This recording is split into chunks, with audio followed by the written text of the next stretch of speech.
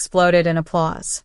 Strings of golden lights dangled from the ceiling, flickering over the marble floor where couples twirled, heels clicked, and champagne glasses clinked like some fairy tale everyone except me had been invited into. Before we begin, drop a comment and tell us what would you do in this situation? Be honest, tell me in the comments below. We read every comment. Let's begin. Ladies and gentlemen, the bride and groom, shouted the MC, and a loud cheer went up.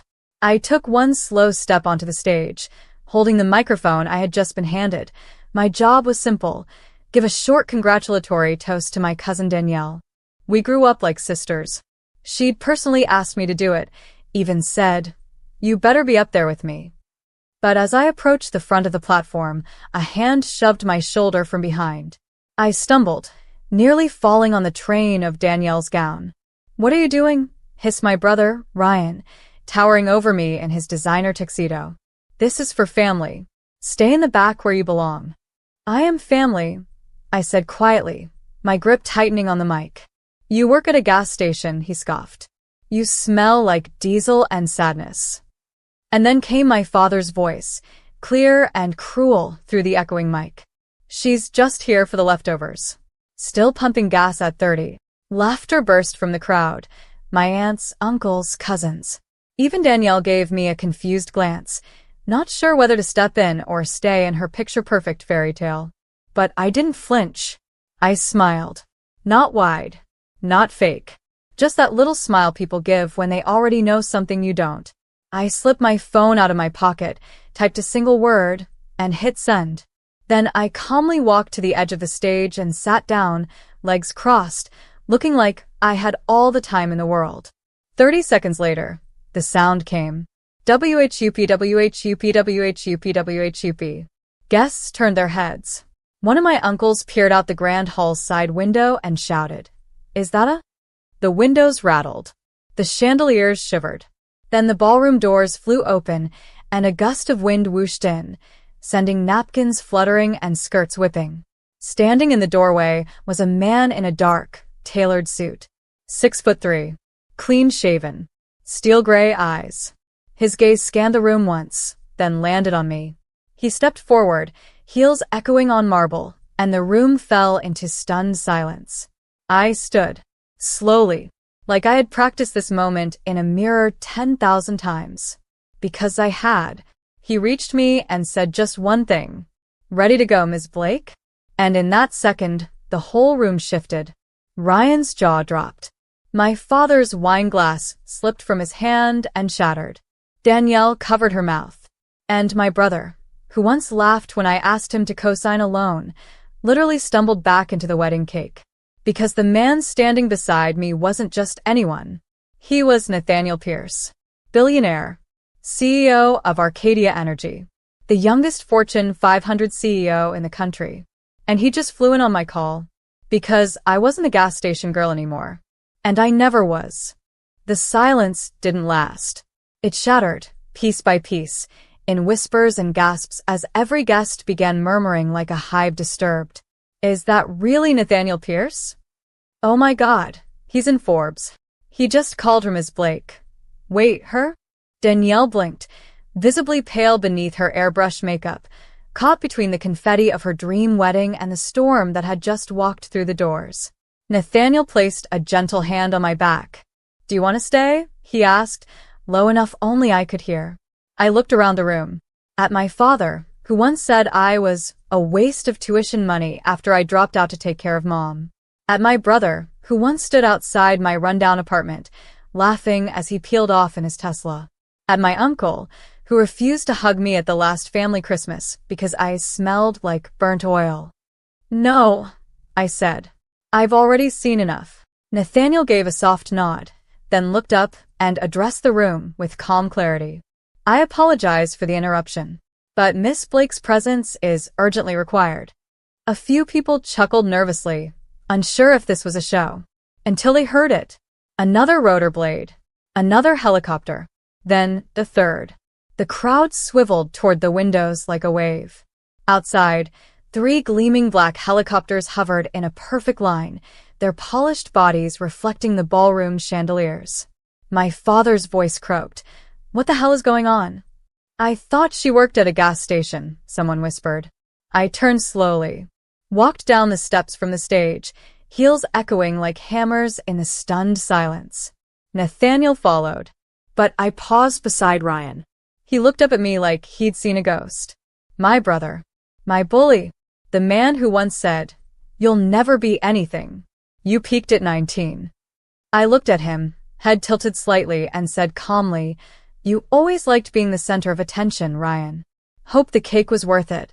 He opened his mouth to reply, then closed it. I passed by my father, who stared at Nathaniel like his brain was refusing to process reality. I didn't need to say anything to him. Not yet. As we reached the doors, Danielle called out weakly, "Wait, Zoe?" I paused but didn't turn around, because I didn't need to look back. Everything that mattered was ahead of me now. Nathaniel opened the door for me, like a man who'd done it 1,000 times before. Once outside, the wind whipped through my hair. Paparazzi had already gathered. God knows how they always know. We stepped toward the sleek helicopter waiting center lawn. A uniformed pilot opened the side hatch with a salute.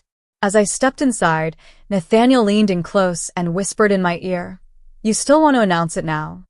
I looked at him, then down at my phone, where the draft message waited. One button away from sending a press release that would set the entire city on fire. I smiled. Let them wonder. A little longer.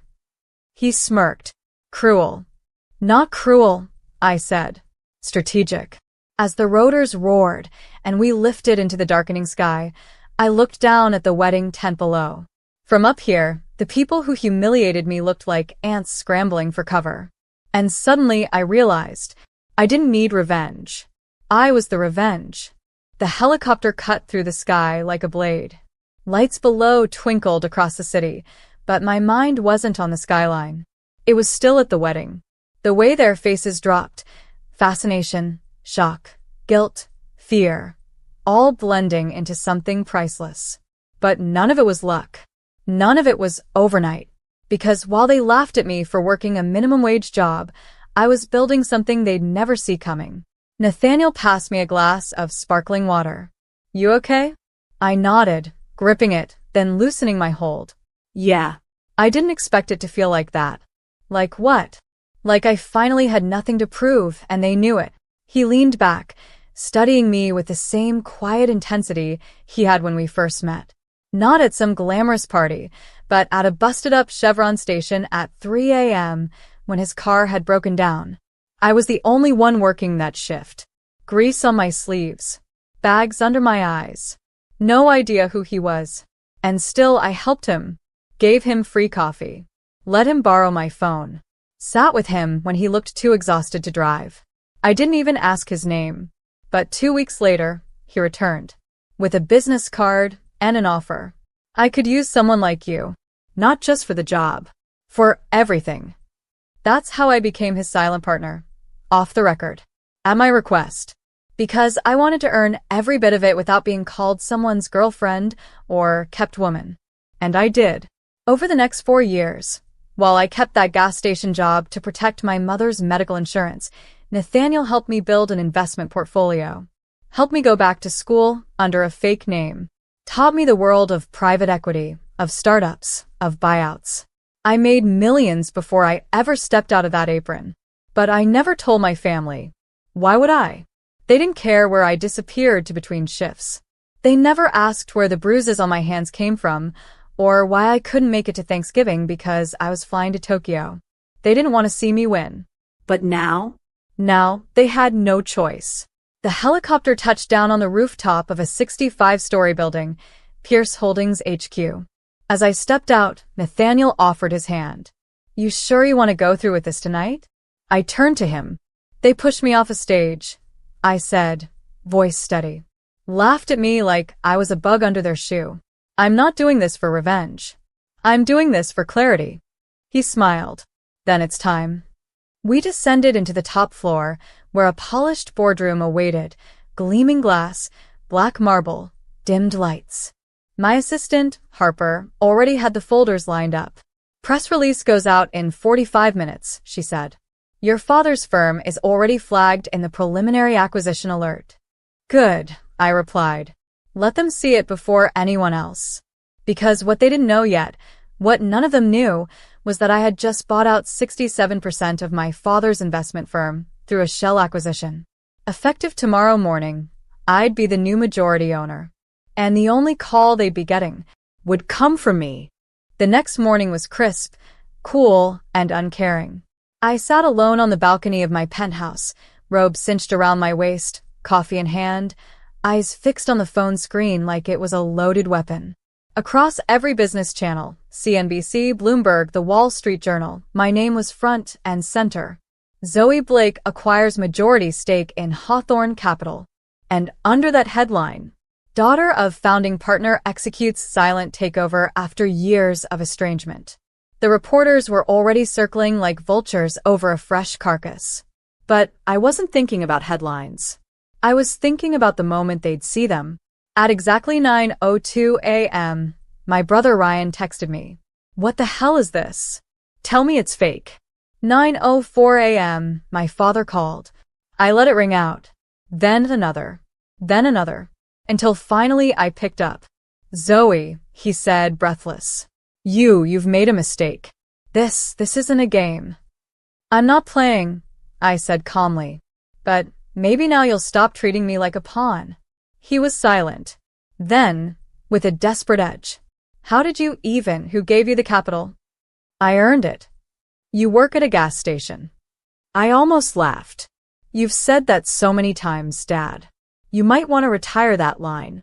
Especially since I now sign your checks. Silence. Thick. Unbreathable. Then came the explosion. You humiliated me. You could have come to me. I'm your father. And I did. Once. Remember when I asked for help paying Mom's bills? And you told me to sell the car or drop out? That was years ago. Exactly. And in those years, I became someone you never saw coming. I hung up because some things don't need closure, just consequences. At 10 a.m., I walked into the Hawthorne Capital boardroom, my boardroom now. Ryan was already seated at the far end, pale and rattled, trying to look composed in a navy suit. My father sat beside him, hands clasped, trying not to sweat through his shirt. The room fell quiet when I entered. I didn't sit at the side of the table. I walked straight to the head. Good morning, I said. Let's begin. One of the senior partners cleared his throat. Ms. Blake, we weren't aware you were the majority buyer. Correct. I made sure of that. My father finally stood. You can't run this firm. You have no experience. This is a hostile takeover. Hostile. I echoed, arching a brow. No. Hostile would have been firing you all on the spot. I leaned forward. Calm. Controlled. But I didn't. I'm offering you a transition period. A graceful exit. Or you can stay under my leadership. Ryan stood too. You're bluffing. Without a word, I slid a folder across the table to the compliance officer. He opened it. His eyes widened. Then he looked up and simply said, She owns 67.4%. All verified. My father sat down, visibly deflated. Ryan slumped beside him. I stood and said quietly, I never wanted to be your enemy. I just wanted to be your daughter. But you turned your back on me. So I built my own door. Then I walked out. Because power isn't about loudness. It's about knowing when to leave the room. 3 days later, the town was still buzzing. Not just from the headlines, but from the whispers that flowed like wildfire through country clubs, office lounges, and dusty front porches where old neighbors sat with mouths open and hands trembling around their morning coffee. At the gas station where I used to pull 12-hour shifts, someone taped a newspaper clipping to the window. From pump to power, Zoe Blake takes control of Hawthorne Capital. And below it in Sharpe, she always smiled at customers. I stood across the street in my car, watching. Engine humming. Window cracked. A soft breeze pushing through. It wasn't pride I felt. It was peace. Because I hadn't set out for revenge. I didn't want to destroy them. I just wanted them to see me. The real me.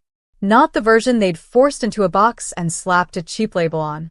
Not the failure daughter, or the single girl working the register. I was more. I had always been more. They just never looked long enough to see it. My phone buzzed. A text from Nathaniel. Press is requesting a statement. Want to shut them down or speak your truth? I typed back. Let them ask. I'm ready. And I was. That afternoon, I stood on a stage, not at a wedding, not as a joke or afterthought, but at the Arcadia Global Women's Summit in New York City. Behind me was a screen showing my journey from small-town Zoe to boardroom boss. In front of me, hundreds of women in suits, heels, sneakers, scrubs. Some just like me. Some still trying to find their voice. I adjusted the mic, took a deep breath, and spoke. When I was younger, I believed that if I worked hard enough, the people who ignored me would change. That they'd see the effort, the loyalty, the love, and love me back. But sometimes people don't change. And that's okay. I paused, letting the truth land. You don't have to prove yourself to people who are committed to misunderstanding you. You just have to believe in what they refuse to see. That's what I did. And I don't say this to flex power. I say this because there is strength in quiet persistence. There is dignity in starting from the bottom. There is fire in being underestimated. A standing ovation, not because of money, but because I told the story so many of them were still living. Afterward, I stepped outside into the bright city air. Nathaniel stood by the SUV, waiting, phone in one hand, sunglasses in the other. You made the front page again, he said with a smile. Oh, God, I groaned. But he held up the phone, and this time, it wasn't a headline about power or capital. It was a blog post, written by someone who had been at the wedding, titled, The Girl We Mocked and the Woman Who Walked Away Stronger. I didn't need to read it, because the caption underneath the photo said enough. Sometimes the loudest statement is a smile, a text, and a helicopter. I laughed, really laughed, as Nathaniel opened the car door for me. But before I stepped in, I looked up at the sky. Clear. Endless. Then back at the life I now owned. I never got the apology I wanted from my father. My brother would likely spend the next decade trying to claw back his pride. But none of that mattered anymore. Because this life? It was mine. Not inherited. Not gifted. Built. With calloused hands. Tired eyes. Silent nights. And a heart that refused to harden. The kind of life that doesn't just rise from the ashes. It sets its own damn fire. If this story hits you even a little, just hit that like button. It helps more than you think.